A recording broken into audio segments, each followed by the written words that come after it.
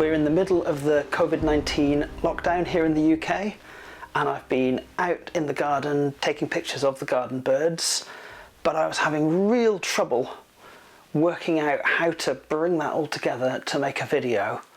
But then I realised that the way to do it is to set myself challenges.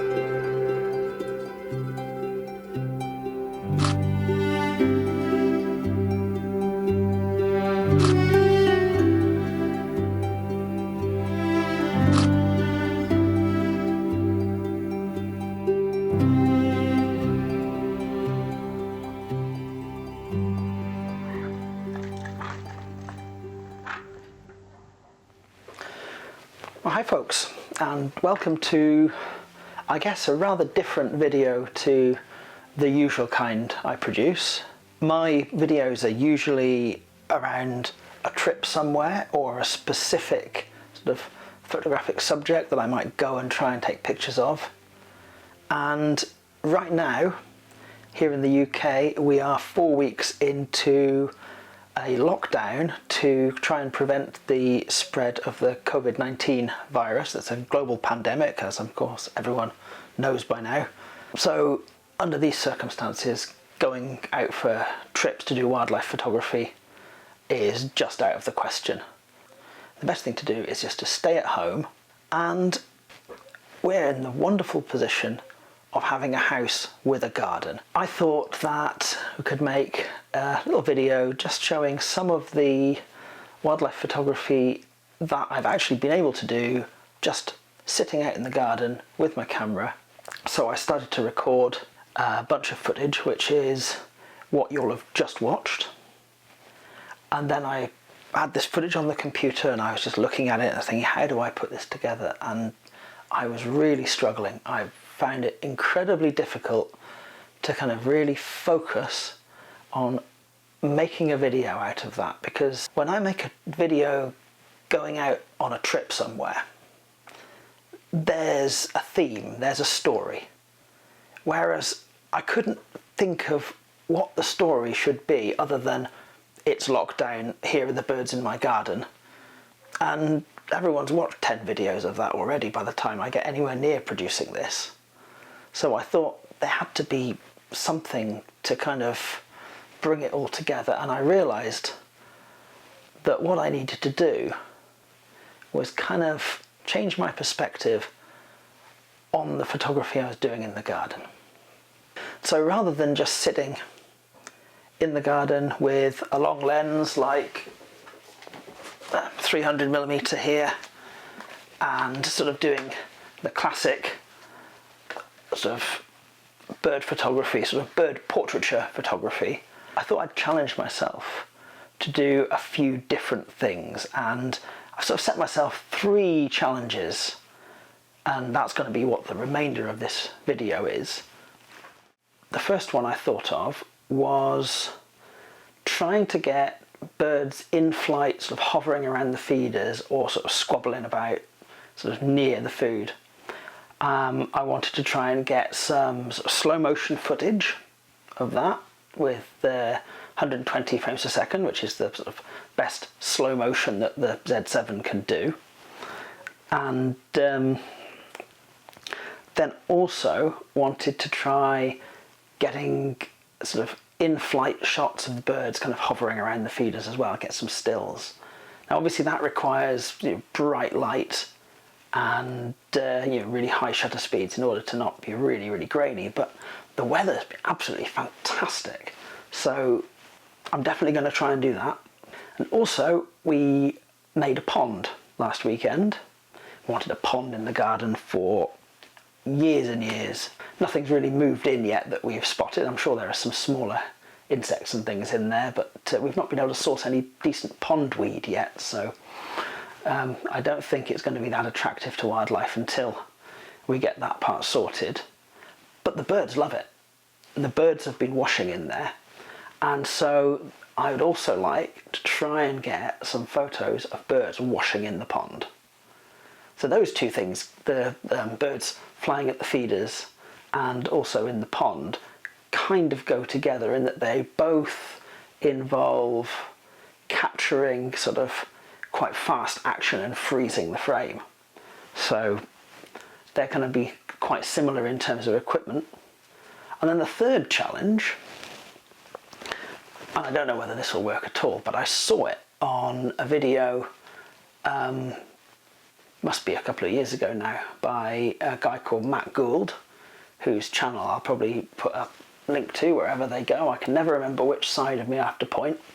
He was somewhere where the birds were reasonably used to being fed, and he was putting peanuts on a table and using a wide angle lens to get images as the birds came in to take the food. And I've got a remote control for the Z7 and I've got a wide angle lens. In fact, I'm filming myself on a 14 to 30 wide angle lens right now, and I thought that would be a bit of fun to set the camera up next to a garden table, stick some peanuts on it, sit a little bit further back and just wait and fire a burst of photos every time if a bird came to get the peanuts.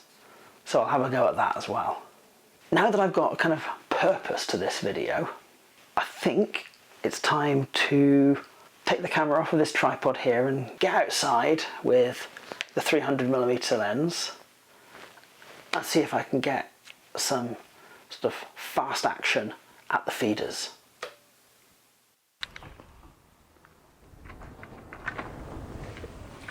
So we're set up in the garden now, and I've been having, I think, some success with this first challenge of trying to get sort of flight shots of the birds hovering around the feeders.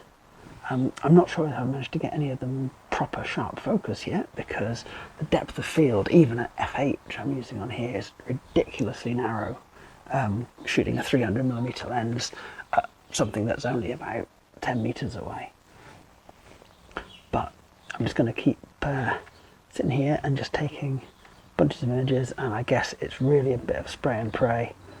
The 9 frames a second that I'm getting out of the Z7 just captures the moment that I'm looking for.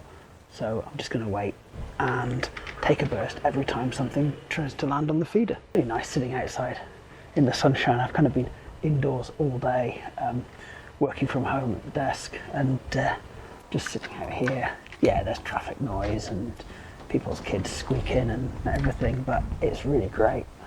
So I'm adding a sort of second layer to this challenge, if you like, in that I'm shooting now, kind of just as the sun's going down between two buildings in front of me here, because that means that the birds on the bird feeders have got a really strong backlight, and what I'm going for is kind of the feathers in their wings being illuminated from behind as I'm actually taking the pictures. I think the fact that it's a bit windy is really helping here, because the birds are having to constantly to rebalance themselves on the feeder as the gusts of wind knock them about, and that means they're spreading their wings out, and then I'm getting the lovely light going through their wingtips and their wing feathers. I'm shooting at f8 and 1,000th of a second because I'd like to go faster than that, or even a even smaller aperture, but it's just not enough light, and I don't want to be sitting doing noise reduction on every single frame. I know that with these settings I'm getting ISO 1250, and that's kind of on the edge of where the noise gets quite bad with this sort of hard light with the Z7 in my experience at least.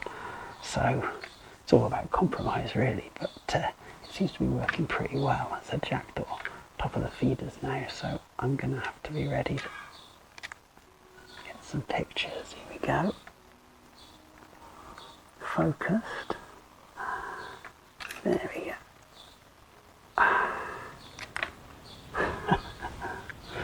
That's working quite well. I've turned the silent shutter on because when I first came out 20 minutes or so ago, started using it with the sort of mechanical shutter. At least the jackdaws, I don't think the sparrows cared, but at least the jackdaws seemed to be a little bit bothered by that, so I turned that off, which is of course an advantage of the mirrorless cameras. You can just do that and the camera becomes totally silent.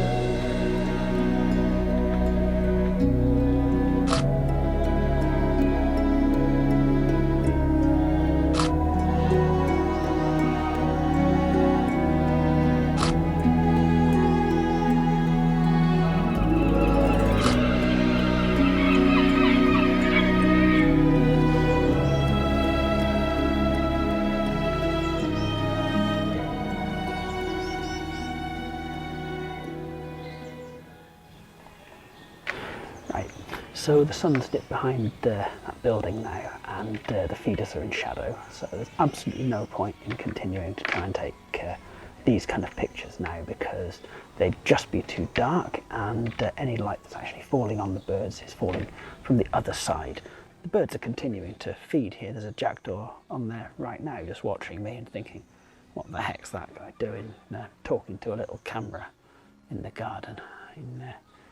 He's just enjoying some of those fat balls. But yeah, I'll put the rest of the bird feeders back out again.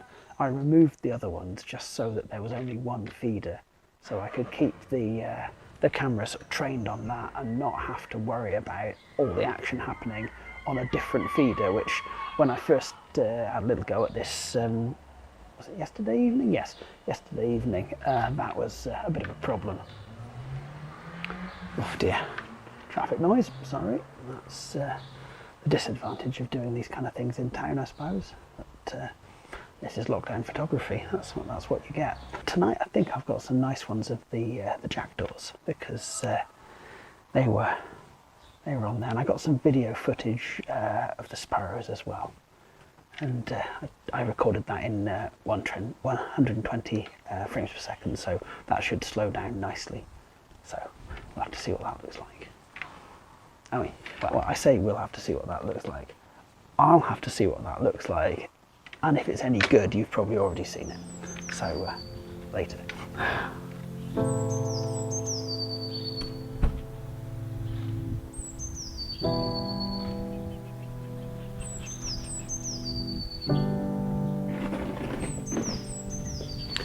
so I'm set up in the garden again, and it's late morning this time, so the light's completely different. The light is falling onto the feeders from sort of this side, so the birds are sort of beautifully lit.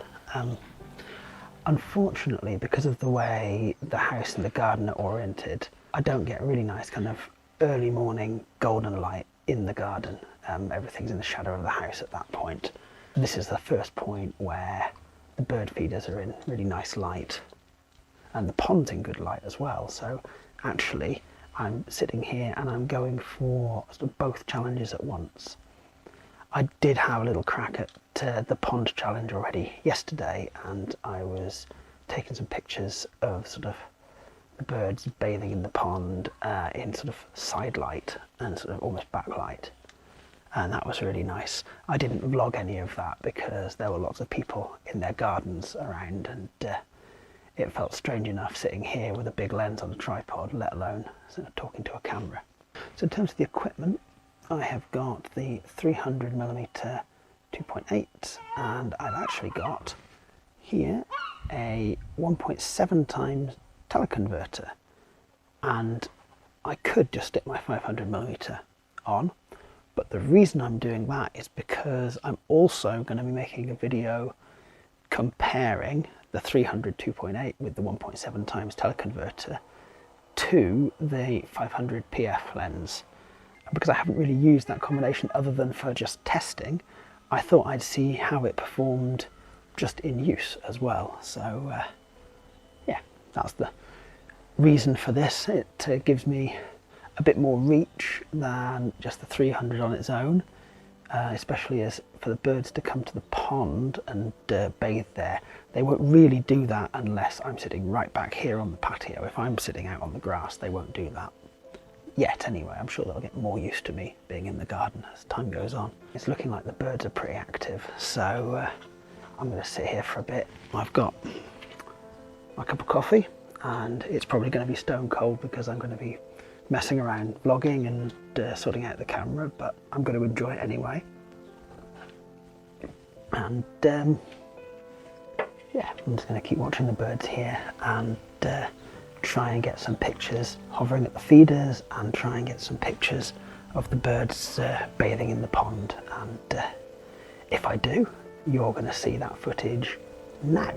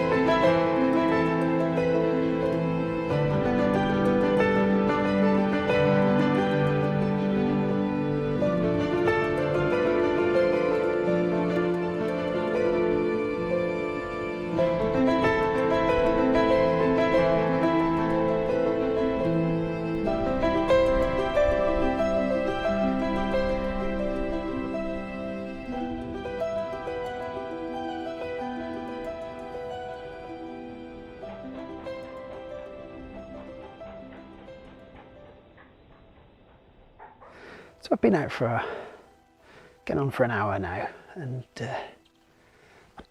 finished my coffee, and it was indeed stone cold. And I've got to go back in and do some other things now, so I'm going to pack up. But I think I've got some pretty nice shots of the birds in the pond. I don't know whether the birds in the feeders were particularly successful. I'll have to wait and see on the computer. You'll probably know that by now, because I expect I'll do this after the footage, but in the video. But yeah, it's been a very pleasant hour or so sitting out watching the birds. There's been a lot of activity this morning. It's been really, really nice. And yeah, it's really heartening to see that the changes we've made to the garden over the last month or so are starting to kind of make a difference to the bird life we get. So that's really awesome. And it's really nice to be able to sit outside and watch the birds in this kind of troubled time when we're kind of locked down and not allowed to go out further afield. So yeah, one more challenge to go, and that's the wide angle close-ups of birds taking food from a table or from the feeders, and I'll have a go at that tomorrow probably. So continue it then.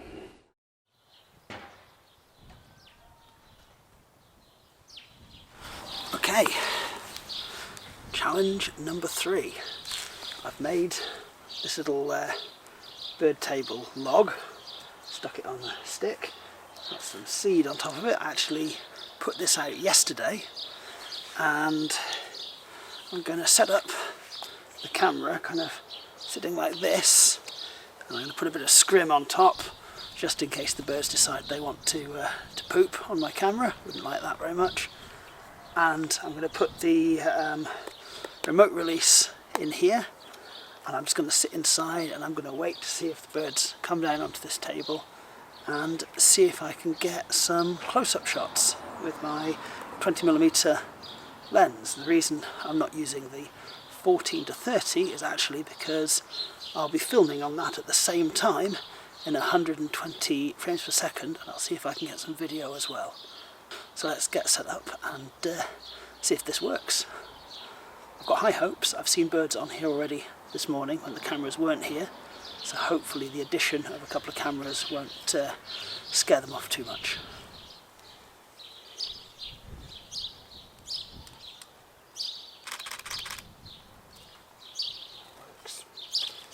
Right, so the remote release is on there now, and I shall go inside with this and wait and see what happens.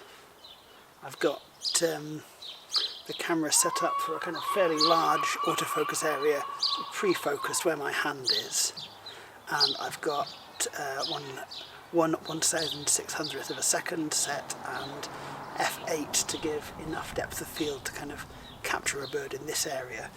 And what I've got this little remote set up to do is on the function button I can focus, and when I press that it'll trigger the shutter.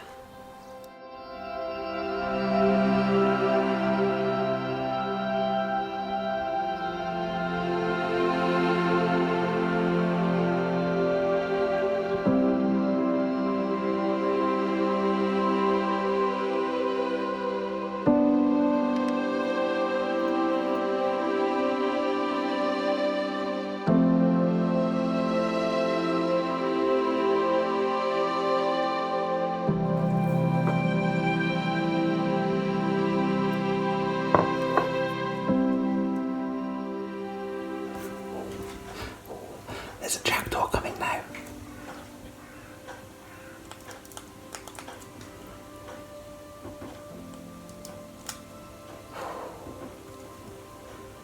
Excellent. I'm sure this is working. Well, I hope this is working.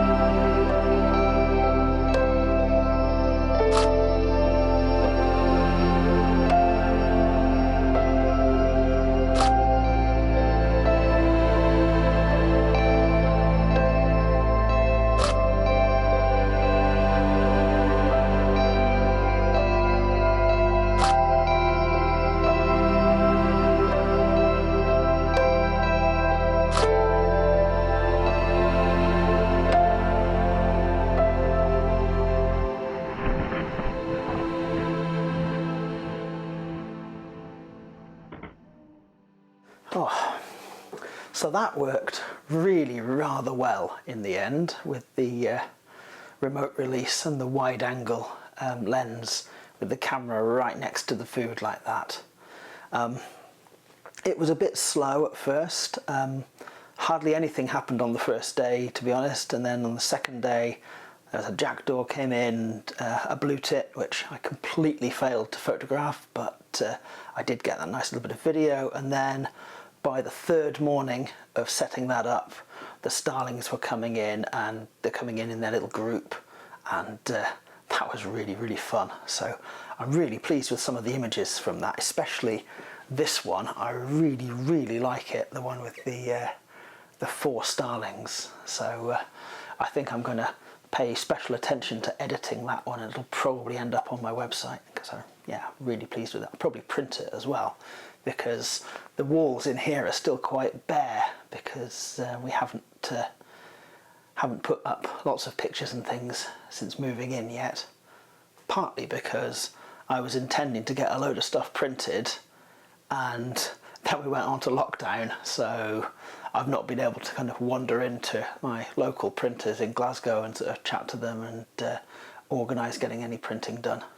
Anyway, that was a really successful little challenge. I really enjoyed doing that.